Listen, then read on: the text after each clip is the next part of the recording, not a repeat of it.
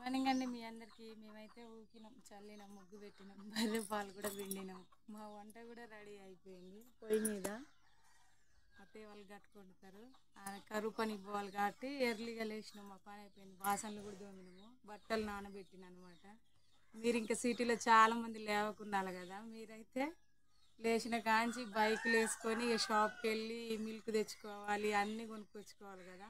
Almost మాకు ఇంట్లోనే అన్ని ధాన్యం పండించుకుంటాం కాబట్టి వంట అయిపోయింది. కర్రీ కూడా రెడీ చేస్తున్నాము. ఏం కర్రీ అంటే చింత చిగురు అని చెప్పినా కదా. చూడండి మా పల్లెటూరు ఎంత ప్రశాంతంగా ఉందో.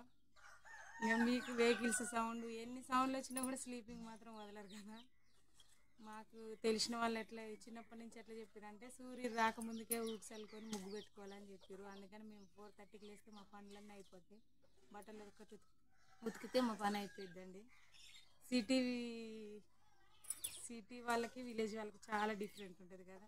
కామెంట్ బాక్స్లో కామెంట్ చేయండి, మా ఛానల్కి సపోర్ట్ చేయండి. ఓకేనా, మా ఛానల్ని ఆదరించండి. బాయ్.